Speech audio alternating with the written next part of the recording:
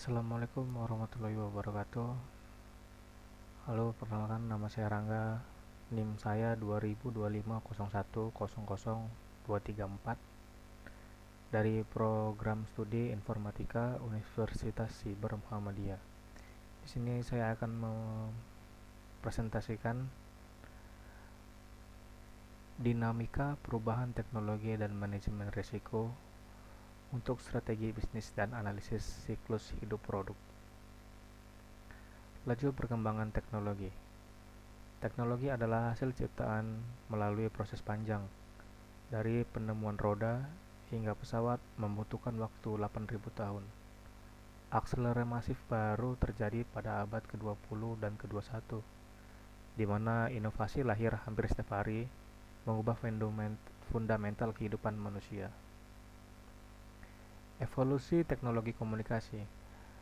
Pada metode tradisional, pengiriman pesan dilakukan secara lisan, tulisan tangan, hingga isyarat seperti kentongan, beduk, atau lonceng.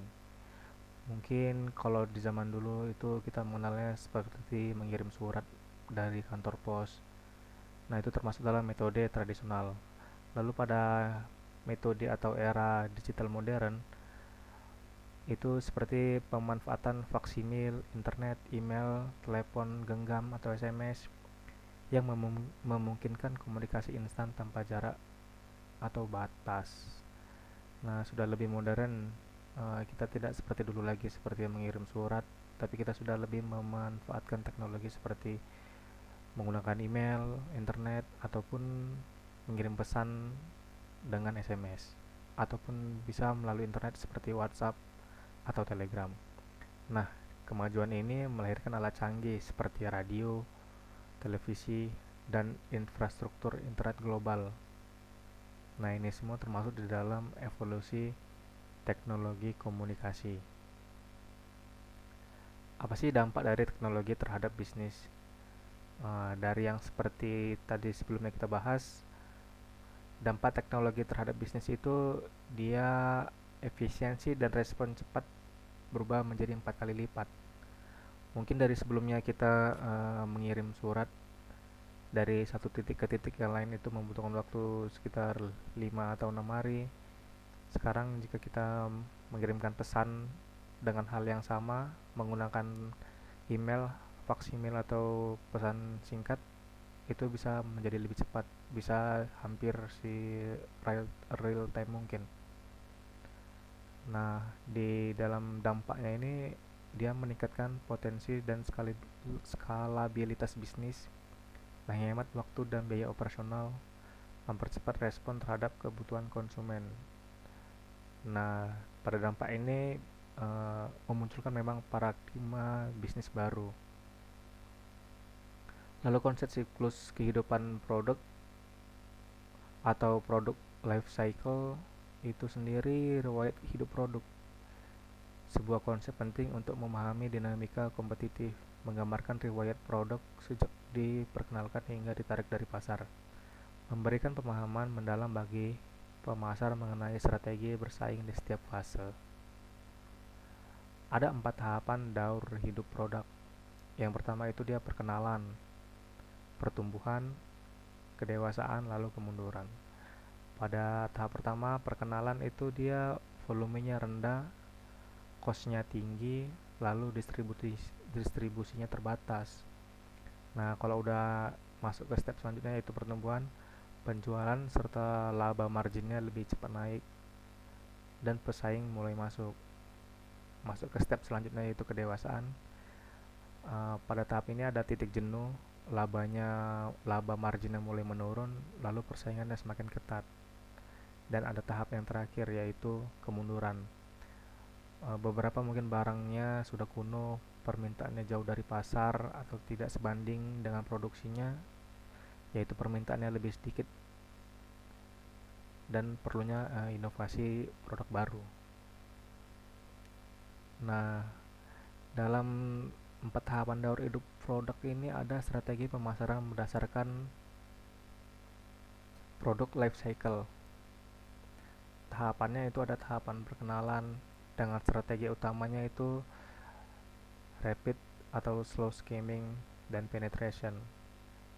Tindakannya dari tahapan pertama ini adalah harga tinggi untuk margin atau harga rendah untuk penetrasi pasar cepat. Nah, kita bisa pada satu produk bisa menggunakan harga tinggi untuk mendapatkan margin yang lebih, atau menggunakan harga rendah tapi cepat diterima pasar. Lalu ada tahapan pertumbuhan. Strategi utamanya adalah peningkatan kualitas dan memperluas distribusi. Tindakannya yaitu seperti menambahkan model baru, perluasan segmen pasar, dan turunkan harga agar lebih kompetitif. Lalu ada tahapan kedewasaan. Strategi utamanya ada defensif dan modifikasi pasar. Tindakannya adalah perbaikan model atau kemasan, tarik konsumen baru, dan optimisasi biaya. Lalu ada tahap kemunduran. Strateginya adalah harvesting dan divestasi. Tindakannya adalah kurang investasi, cari manfaat baru, atau tinggalkan bisnis sama sekali. Esensi manajemen risiko. Proses identifikasi, pengukuran, dan kontrol keuangan dari sebuah risiko yang mengancam aset dan penghasilan perusahaan. Dikutip dari Smith tahun 1990. Manajemen risiko sendiri adalah tentang minimalisasi kerugian sekaligus meningkatkan peluang keberhasilan. Proses dan ruang lingkup manajemen. Yang pertama itu prosesnya adalah identifikasi. Identifikasi ini adalah mengenal peristiwa potensi rugi. Jadi sebelum di action, identifikasi dulu apakah ada potensi ruginya atau tidak. Lalu dianalisis, diukur probabilitasnya dan dampaknya, apakah masih ada potensi rugi atau ada dampak yang lain. Lalu evaluasi, menentukan prioritas risiko, pengendalian, mitigasi, dan pencegahan efek. Lalu monitor, telaah ulang dan komunikasi berkelanjutan untuk proses dan ruang lingkup manajemen. 11 prinsip pengelolaan risiko yaitu menciptakan nilai tambah, bagian integral proses organisasi, bagian dari pengambilan keputusan, menangani ketidakpastian secara eksplisit, sistematis, terstruktur, dan tepat waktu, berdasarkan informasi terbaik, bersifat transparan dan inklusif, dinamis dan responsif terhadap perubahan, memfasilitasi perbaikan berkelanjutan. Nah, ini integrasi SDLC dan manajemen risiko. System Development Life Cycle atau SDLC yang mencakup tahapan investigasi, pembangunan, implementasi, hingga perawatan. Strategi risiko harus mempertimbangkan dampak pada setiap komponen pengembangan sistem informasi. Ada konteks strategis dan operasional, ada komitmen manajemen tinggi, dan ada alokasi sumber daya kompeten. Ada 9 langkah metodologi penilaian risiko.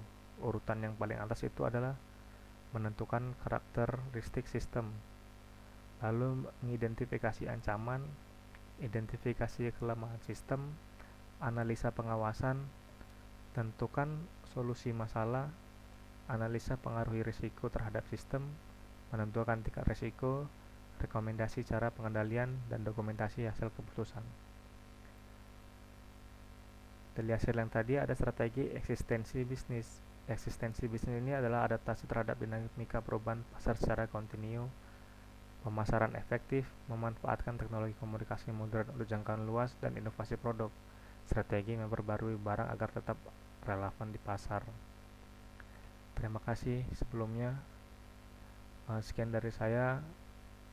Nama saya Rangga, NIM 2025 01000234, Prodi Informatika, Universitas Siber Muhammadiyah. Terima kasih.